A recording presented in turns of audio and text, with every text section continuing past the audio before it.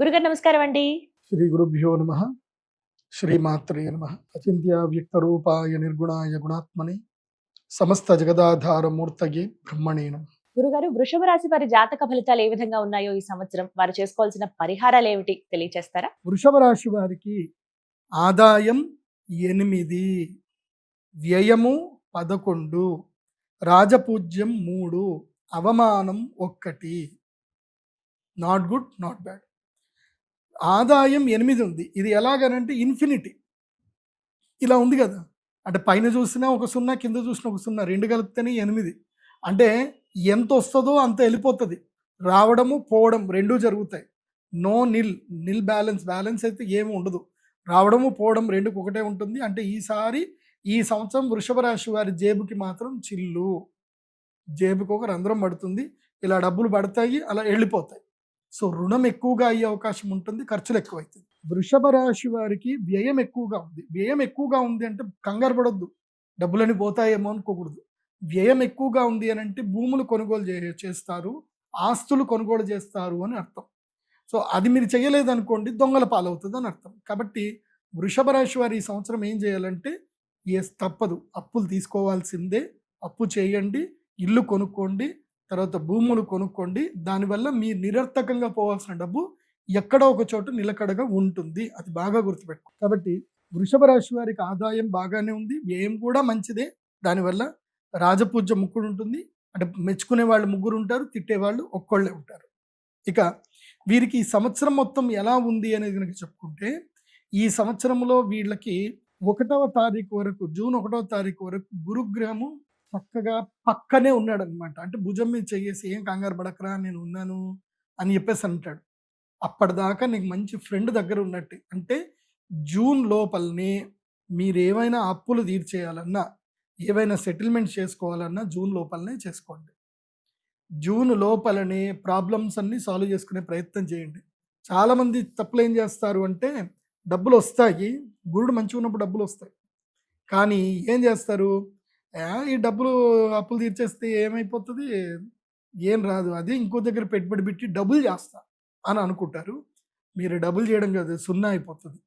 వ్యయం ఎక్కువగా ఉంది కదా, 0 అయిపోతుంది. కాబట్టి అప్పులు ఏమైనా ఉంటే, బ్యాంకు రుణాలు ఏమైనా ఉంటే తీర్చేయండి. ఇట్లాగే మొన్న నాకు తెలిసిన నా శిష్యుడు, వాడికి ఒక ఇల్లు అమ్మితే 70 లక్షలు వచ్చాయి. 70, 80 లక్షలు, 90 లక్షల దాకా వచ్చాయి. వస్తే ఏం చేశాడు, తీసుకెళ్ళి కరెక్ట్గా జనవరి 30వ తారీఖుకి పోయి వెండిలో పెట్టుబడి పెట్టాడు. అదే రోజు 325 రూపాయల దగ్గర వెండి కొన్నాడు. పెరుగుతుందేమో, 300 పడిందిగా, మళ్ళీ పెరుగుతుంది కదా, 3 లక్షలు పడిపోయింది కదా అని 3,25,000 దగ్గర కొన్నాడు. అది మొత్తం పడిపోయి 2 లక్షలకు వచ్చింది. ఉన్న డబ్బులు మొత్తం పోయాయి, కంప్లీట్గా ఎగిరిపోయాయి. అదే లోన్ నేను చెప్పా, లోన్ తీర్చేయరా, హౌసింగ్ లోన్ ఉంటే తీర్చేయరా అని చెప్తే, లేదు గురుగారు, వెండి మీద డబ్బులు వస్తాయి కదా, డబ్బులు వస్తాయి గురుగారు, అప్పుడు అది కట్టేసి ఉంచుకుంటా అన్నాడు. ఉన్నాయి కాస్త పోయి. కాబట్టి వృషభ రాశి వారు ఈ తప్పులు చేయకండి. స్టాక్ మార్కెట్లో అక్కడ ఇక్కడ ఇంట్రాడేలు, మార్జిన్ ట్రేడ్ ఫండింగ్లు చేయకండి. వృషభ రాశి వారు నష్టపోయే అవకాశం ఉంటుంది. కాబట్టి ద్వితీయ గురుడు మంచి పనే చేస్తాడు, ధనలాభం కలిగిస్తాడు. ఆ లోపల అన్నీ క్లియర్ చేసుకోండి. తర్వాత కర్కాటక రాశి లోపలికి ఎంటర్ అవుతాడు గురుడు.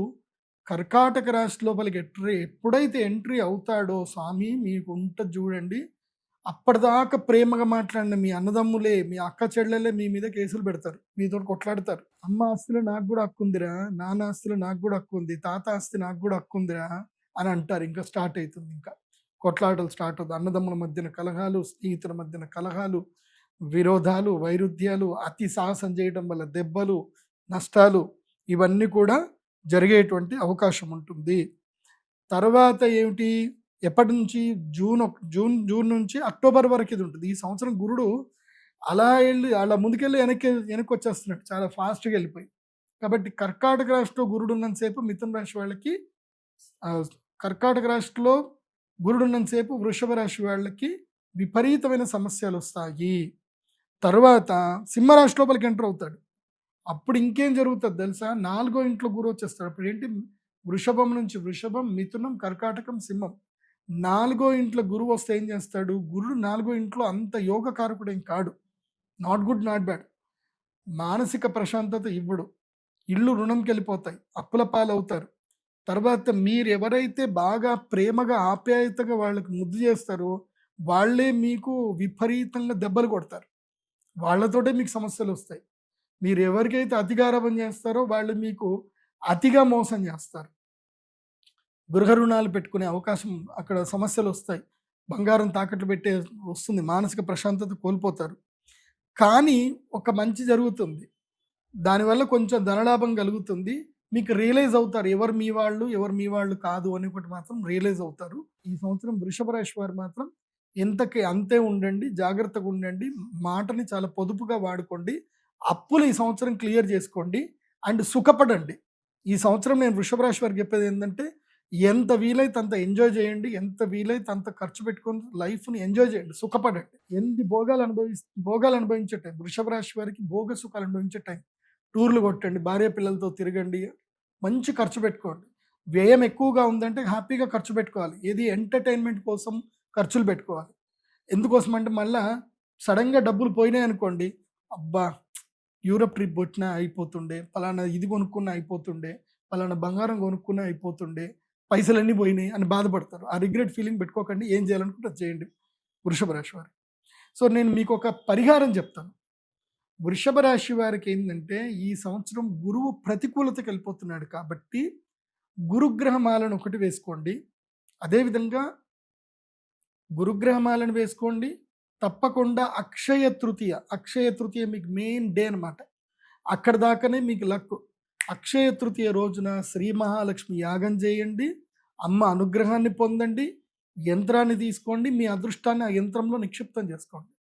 కాబట్టి అక్షయ తృతీయని ఎట్టి పరిస్థితుల్లో వృషభ రాశి వారు మిస్ చేసుకోవద్దు.